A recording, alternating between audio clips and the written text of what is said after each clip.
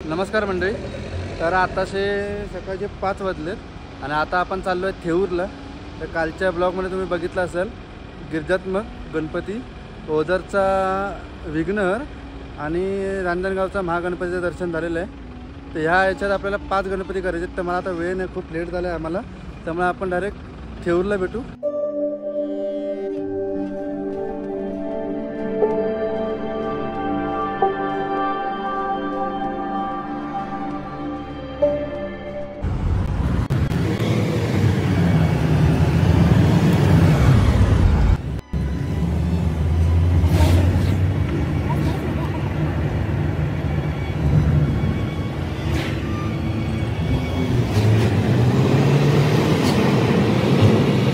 तर शुभ सकाळ मित्रांनो. तर मगाशी वेळ नव्हता आम्हाला, कारण आमच्या हॉटेलपासून ते थेऊरचा चिंतामणी हे असं अंतर 1-1.5 तासाचं होतं. त्यामुळे आम्हाला सिग्नल आणि ट्रॅफिक लागायच्या अगोदर आम्हाला पटापट पोचत होतं. तर फायनली आम्ही पोचलो. ही आपली गाडी आहे आणि आता त्याला तुम्हाला दाखवतो. कालच्या ह्याच्यात तर आपण गिरिजात्मक गणपती बाप्पाचं दर्शन झालं, परत ओझरच्या विघ्नहरचं पण गणपती बाप्पाचं दर्शन झालं आणि रांजणगावचा महागणपती यांचं पण दर्शन झालं. तर आजच्या ब्लॉगमध्ये भाग 2 मध्ये आपण दाखवणार आहे हे 5 गणपती, म्हणजे महडपाली, मोरगाव म्हणजे मोरेश्वर आणि सिद्धटेक एक आहे आणि एक आता आपण आलो आहे ते. तर चला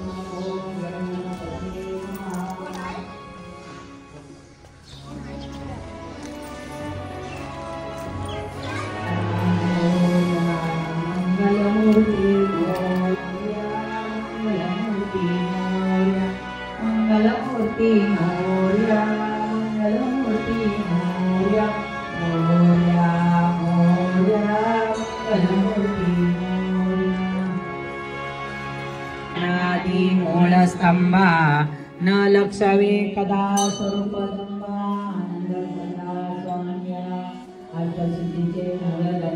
उद्भूत सभाजनमो पावली समत राव झाला आनंद वरित लीला अद्भुत जयाची तेव्हा अद्भुत विपुल सनती राया लागी सुवाक्य वदती दुमासरानी चित्त स्वसुताराम मानिलयाते.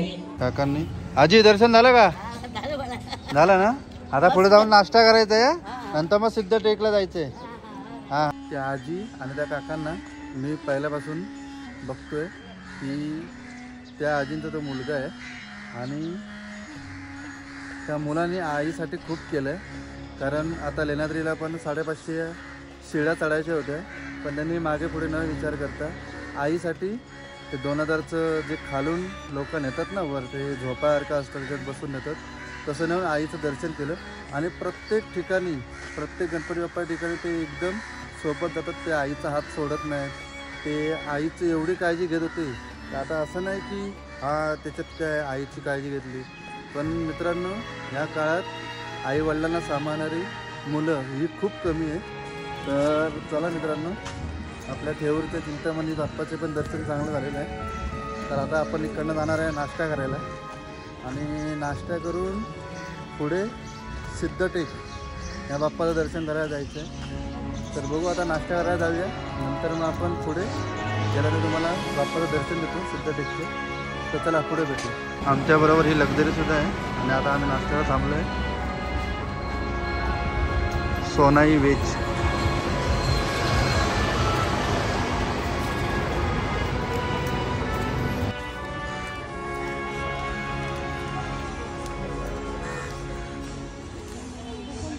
नाश्त्याला काय मेंदूवडा.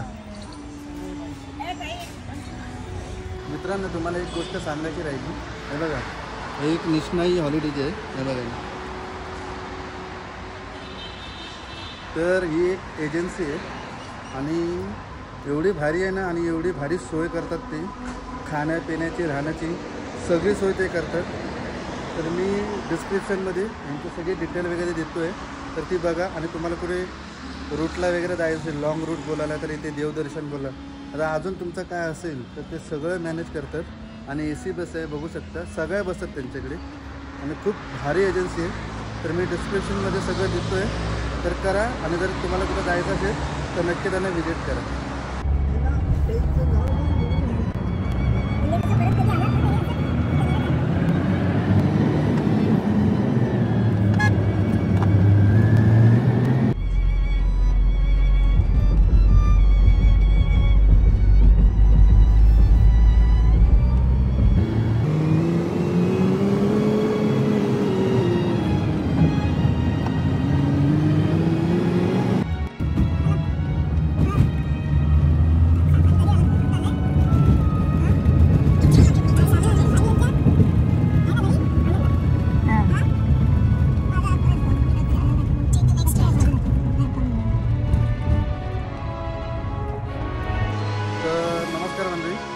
आपण पोचलो आहे सिद्धटेकला.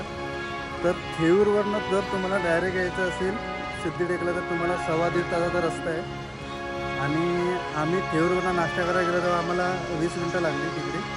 मला वाटतं 15 किलोमीटरचं अंतर होतं ते. तिकडनं आम्हाला आता इकडे यायला 1 तास लागला. तर आता आपण पोचलो आहे सिद्धटेकला, सिद्धिविनायक मंदिरजवळ. तर चला बाप्पाचं दर्शन घेऊया.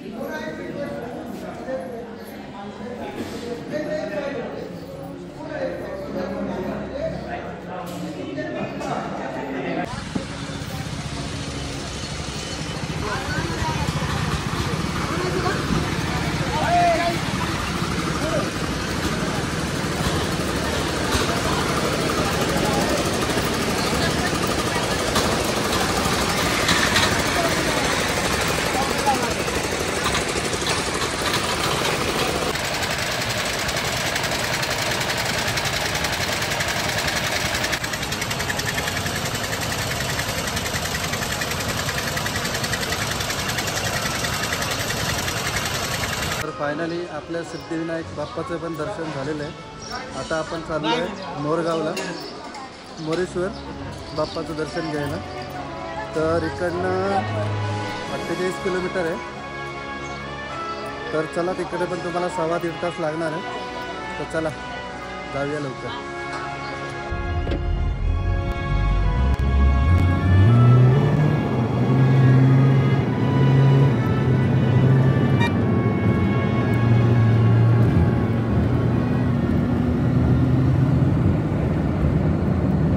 तर नमस्कार मित्रांनो.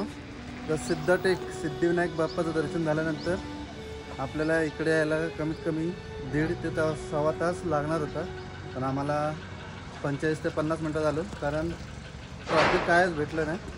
तर चला तुम्हाला मोरेश्वराचं बाप्पाचं दर्शन देऊया. चला.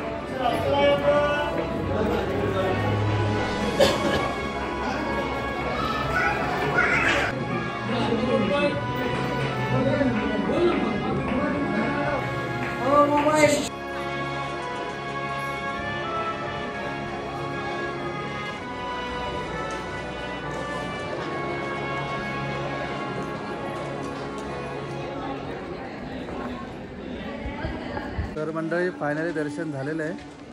थोडा बाप्पाला जास्तच प्रेम दाखवलं आमच्यावर आणि आम्हाला पाऊण तास रांगेत उभं केलं, पण फायनली दर्शन खूप छान झालं.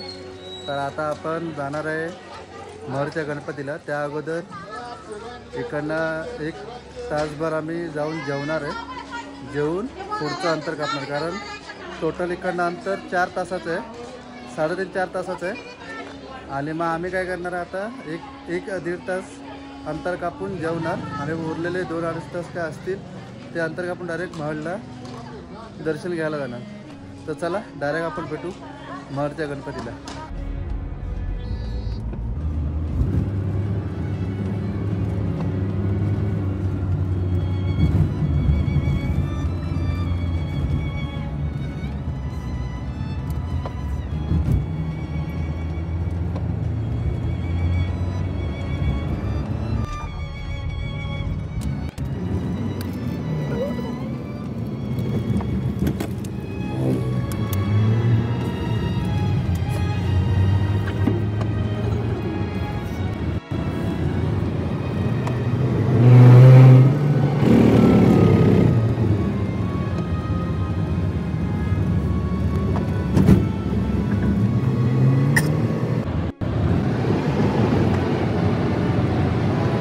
तर नमस्कार मंडळी, फायनली आपण पोचलो आहे महडला. तर प्रवास खूप खडतर होता. पुणे तिथे काय ऊने म्हणजे समजून मरणाचं ट्रॅफिक होतं. आणि आम्ही मोरगाववरून 11:50ला निघालेलो. तर आणि आता वाजले 4:30, म्हणजे खूप धमाल झालं.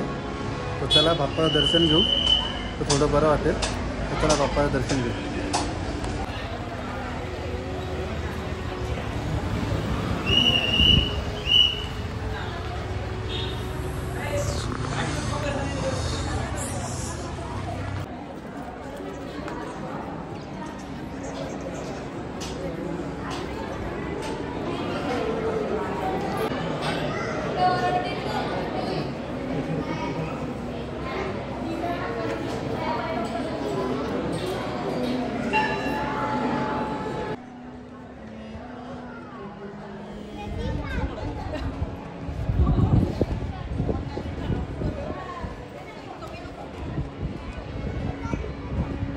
तर बघता बघता 7 गणपतीचे दर्शन केव्हा झाले हे आम्हाला कळलंच नाही. तर खूप बरं वाटलं. ह्या गणपतीत थोडं गर्दी होती, त्यामुळे दर्शन असं पाहिजे असं झालं नाही, कारण खूप वेळ लागला. मी बाहेरून दर्शन घेतलं, कारण मी 1 ते 4 तास गाडी चालून मी वैतागलेलो होतो. तर आता आपल्याला इकडं जायचं आहे पालीला, लास्ट गणपती बल्लाळेश्वर. तर बघूया तिथे किती वेळ लागतो आहे. आणि आम्हाला काळोख व्हायच्या अगोदर, आता 5:15 वाजले, तर काळोख व्हायच्या अगोदर आम्हाला तिकडे पोहोचत आहे, दर्शन घ्यायचं आहे. तर किती वेळ लागतो आणि इकडनं आम्हाला 1-1.25 तास लागणार तिकडे जायला. तर तिकडे जाऊ, तिकडे दर्शन घेऊ आणि लास्टला मी तुम्हाला भेटतोच. तोपर्यंत व्हिडिओ बघत राहा.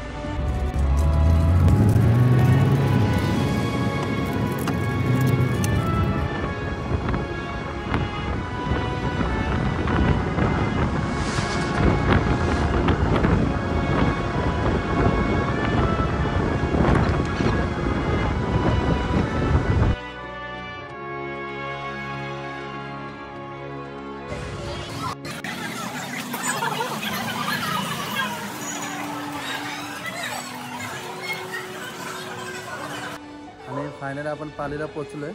तुम्ही मंदिर बघू शकता मागे. तर आधी पहिलं दर्शन घेऊ बाप्पाचं आणि नंतर लास्टला आपण भेटूच. तर चला.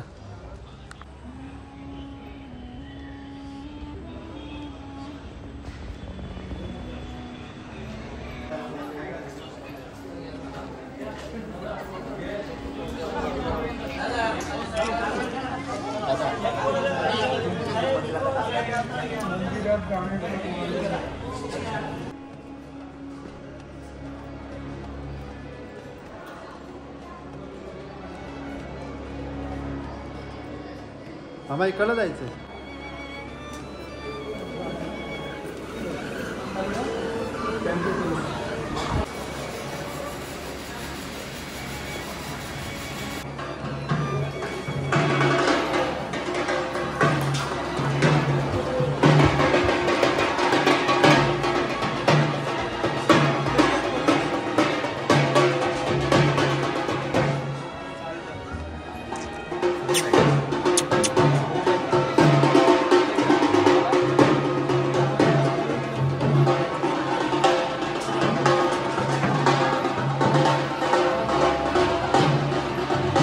तर फायनली मित्रांनो अष्टविनायकचे सगळ्या गणपती बाप्पाचे दर्शन झालेलं आहे 8च्या 8. आणि आपण कुठल्या गणपतीपासून स्टार्ट केलं दर्शन आणि कुठे एंड केलं ते एकदा तुम्हाला मी दाखवतो. ते आधी व्हिडिओ बघा मग भेटूया.